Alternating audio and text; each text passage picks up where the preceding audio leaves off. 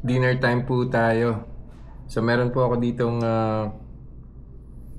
chicken wings, 3 piraso, medyo malalaki po ito. Tapos nag-slice po ako ng cucumber, half lang po ng cucumber. Tapos yung cabbage. So yung cabbage po na kinain ko nung lunch time, no. So enough po siya to replace yung rice. So mabigat din po siya sa tiyan. So I think magandang ano po to. Magandang replacement for rice. Tapos of course yung sinabi ko po during lunchtime yung QP. QP dressing, sesame soy sauce po. Gagamitin ko po siya para po doon sa cabbage at saka doon sa cucumber, and see if may blood sugar spike po siya. So baseline po muna tayo.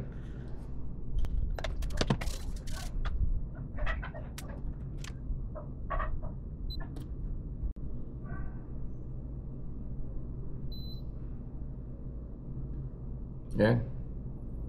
106 po yung beginning blood sugar level po natin, no? So babalik po ako after an hour and see kung ano po yung magiging blood sugar spike po niya.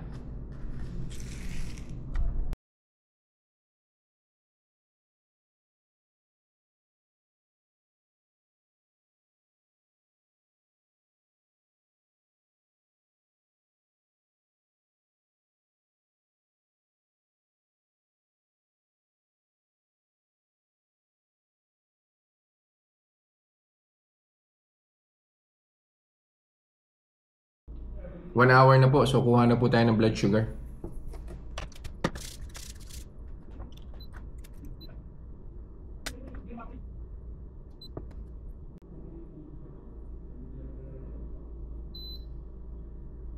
Uy, medyo mataas po 134. So, tama ba?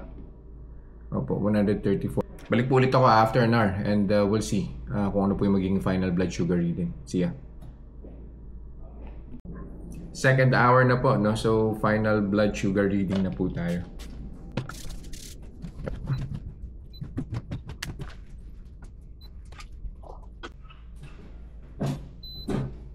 Ayan. So, bumaba naman po siya kaagad, no? I think that's the beauty of not eating rice.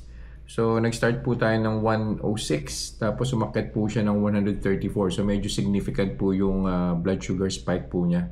And then now we're back to 111. Cucumber, I don't think so. Cabbage, hindi rin po eh.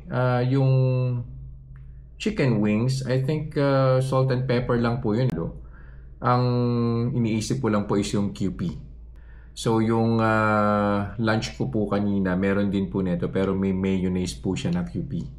So siguro itatry ko po in the next coming days, no, na yung mayonnaise lang po without the QP para at least ma-rule out po natin na yung dressing po yung nagpa-spike po ng blood sugar today.